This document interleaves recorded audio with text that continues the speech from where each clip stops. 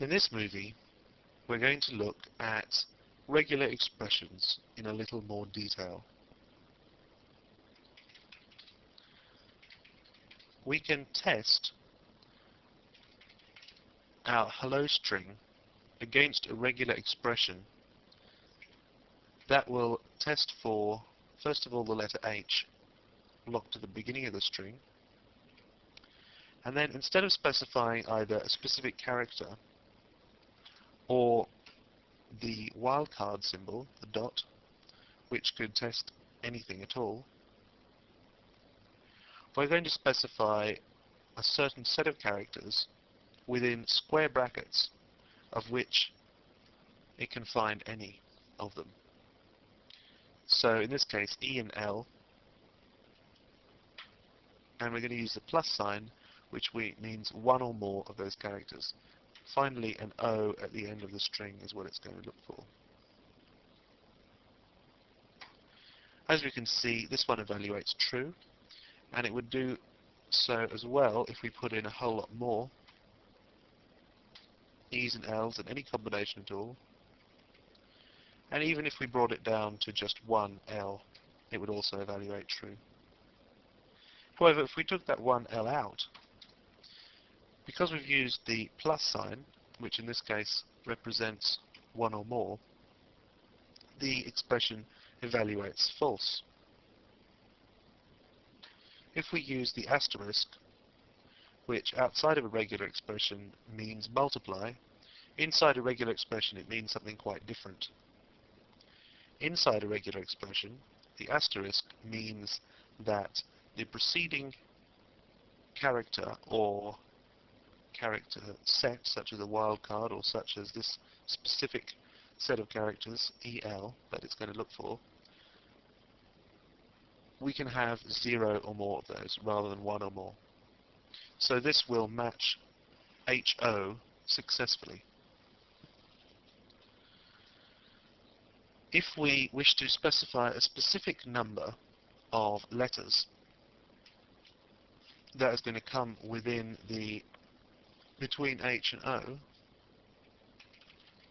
let's say we have 3 there, then we can specify it by using, in curly brackets, the number 3.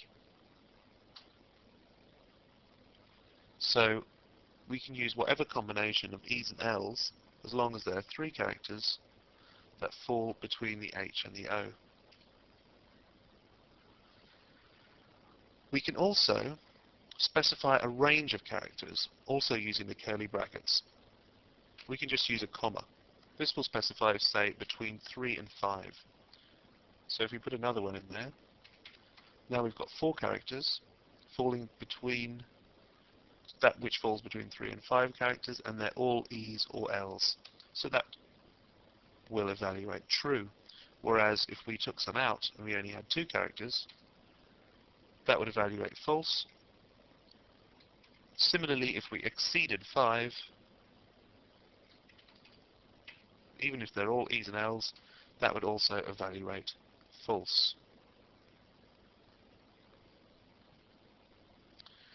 One thing that we can do in order to test for simply any combination of alphabetical characters would be to type in between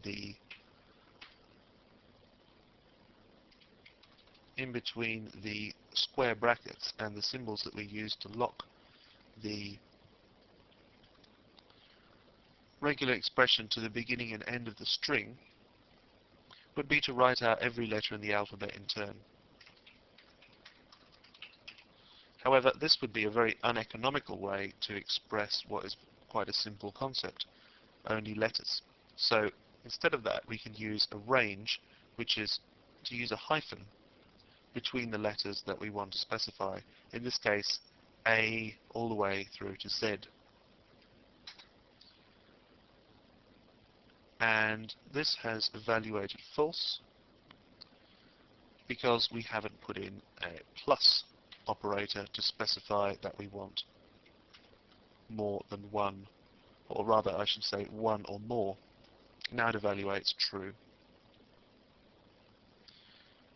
If we wish to specify that we can include numbers, we're going to have to write something different in terms of this regular expression. If we put just a single 5 in there amongst the letters, then that completely throws out this particular pattern match, and the expression evaluates false. So if we wanted to add numbers to the equation, we'd have to put in another range, in this case 0 to 9. That way the expression would evaluate true. We're still not including symbols though, so if I put a bracket, say, into the string that we're matching against the regular expression, then we get a false Boolean response. One more symbol that you need to be aware of. We've already looked at this symbol at the beginning of the regular expression, and what that does is to lock the regular expression to the beginning of the string, as we found earlier. However, when we use it within the square brackets, it does something quite different. Essentially what we're saying by this regular expression is we're matching any letter or character or symbol of any kind apart from the letter M. So within the square brackets, this symbol does something quite different. It tells MySQL to look for any character apart from the characters that follow it. So this evaluates true. If we put an M in, it will evaluate false. So these are the basics of using regular expressions. As I said before in the last movie, regular expressions are quite a complex subject in themselves and may take a little time to digest. Let's take a look at an example using something more real world than what we've been dealing with so far. If we were to take this string, we can use this simple, test this simple regular expression, I should say, against it, and it's testing for the names of any one of the Gospels. This regular expression evaluates true in this case. Here's an example of a regular expression that we might use in a real-life situation. Here I am testing an email address string. This is actually my email address against a regular expression that I'm going to design to see if the string follows the pattern that we think an email address should follow. So what is that pattern, essentially? Any letter, be they capitals or lowercase, or numbers, or an underscore, we enclose all of those within square brackets to form a kind of a specific wildcard, as we've found out earlier in this movie. We want at least one of those, so we'll put a plus sign, but as many as it has. Then we're going to include an @ sign. Then we're going to say a very similar regular expression here,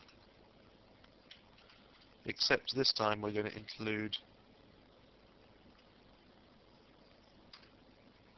a hyphen. And we're going to have to put a backslash in before the hyphen so that MySQL recognizes that we're asking for a real hyphen here rather than another range, because we use the hyphen characters to express a range of characters within the square brackets. Then we use a plus to say we can have one or more of these characters. Then we're going to have to put a dot, because every email address should have a .com or a .net somewhere after the @ sign. However, once again, because MySQL will interpret this dot, because it's within a regular expression, as a wildcard symbol, we have to find a way of making sure that MySQL realizes that the dot we're talking about is a literal dot. So we're going to use a backslash to escape that character as well. That'll tell MySQL that it's looking for a literal dot. Once again, we're going to use another set of ranges here, A to Z, lowercase a to Z, O to 9, or a dot, and when we're using a dot within the square brackets, we don't need to escape it, or a hyphen. We do have to escape the hyphens, however, because there's a danger of them being interpreted as specifying a range. Once again, a plus operator, and finally a $ to specify that we're locking this regular expression to the end of the string. As we can see, it's correctly identified that josh@meatech.net is a valid email address. Finally, let's take a look at the example that I mentioned in an earlier movie in this chapter, when I was saying that there was a more concise way that we could express the search that we did for recipes within the recipes table in the food database, whose name contains vegetables, carrot, cabbage, and because we hate coconut, we're going to try and avoid the word coconut in the name. So we're going to specify where name, regular expression, veg, and we'll use this straight up and down or symbol, carrot, cabbage, and name doesn't match, we'll say not regex,